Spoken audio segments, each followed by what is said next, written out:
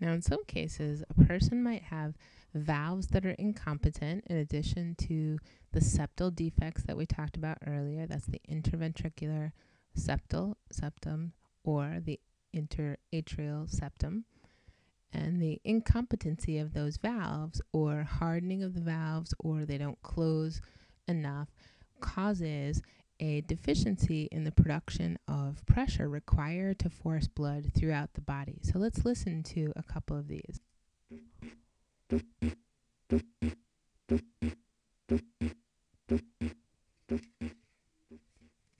So that's the sound of normal valves that you're hearing. Now let's listen to a deficiency.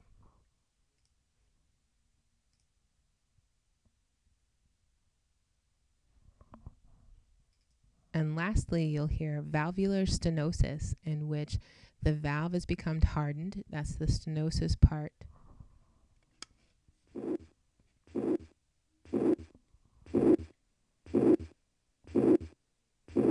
So now let's talk about the pathway of blood through the heart, pulmonary circulation, and generally systemic circulation. Now, by convention, where you see the blue here, that refers to deoxygenated blood. The red or pinkish refers to oxygen-rich blood.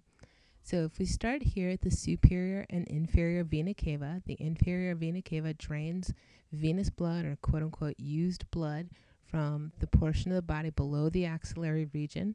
The superior vena cava drains blood from just above the axillary region, the arms, throat, and the head, both into the right atrium. As blood accumulates in the right atrium, that AV valve, the tricuspid valve, is closed. Once there's enough blood and pressure in the atria, blood is forced into the right ventricle through the pulmonary semilunar valve, pulmonary trunk, and then into the left and right pulmonary arteries. And generally we think of arteries as carrying blood that's oxygen-rich, nutrient-rich, but in this case, it's one of the exceptions. Arteries always carry blood away from the heart, but in this case, the pulmonary arteries are deoxygenated or carry deoxygenated blood. That deoxygenated blood moves into the pulmonary capillaries, which surround the alveoli, and there gas exchange by diffusion occurs. CO2 out, O2 in. The oxygenated blood returns to the heart via the two sets of pulmonary veins, the right and left pulmonary veins that are carrying oxygenated blood.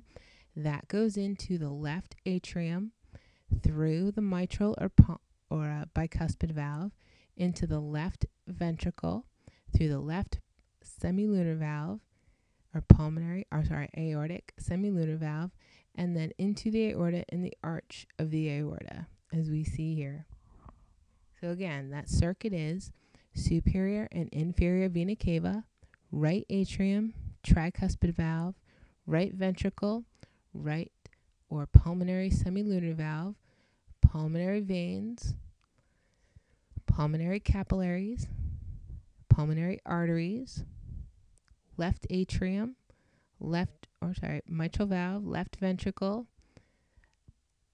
aortic or left semilunar valve, aorta, and then arch of the aorta to the systemic circulation, systemic arteries, systemic capillaries where gas exchange and nutrient exchange occurs, systemic veins, and then back to the inferior and superior vena cava. Question number 6.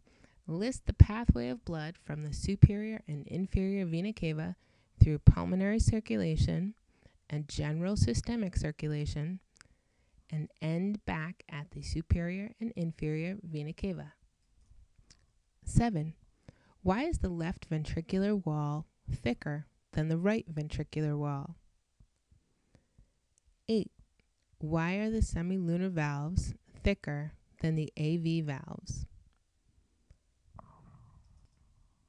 So it's probably an obvious point that the heart needs to supply its myocardium and its own tissues in order to perform it optimally. So if we looked at the left coronary arteries, which are branches of systemic circulation, we can see that generally they feed the anterior portion of the heart, And the right coronary artery in general supplies the right and posterior portions of the heart. So you should be able to make sure that you can trace those pathways. Additionally, the heart has to drain its used blood or oxygen poor, nutrient poor blood, and it does that by starting with the smaller or anterior cardiac veins that drain into the middle cardiac vein, the great cardiac vein, great meaning large in this case, and then ultimately into the cardiac sinus that empties its blood into the right atrium, which will go for oxygenation to the lungs. And be sure you can trace that pathway as well. Question number 9. Trace the arterial blood vessels that supply the right atrium and most of the right ventricle. And question number 11, trace venous drainage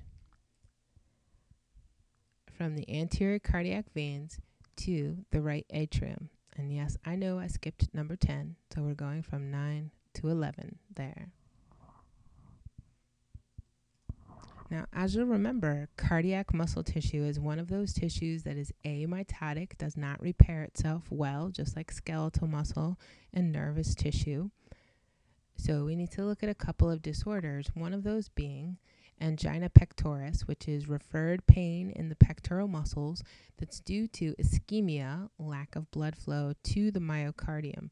If there's enough ischemia or prolonged blockage, which may be due to something like atherosclerosis, then we'll see permanent death of the myocardium, and that permanent death is replaced by scar tissue or fibrotic tissue.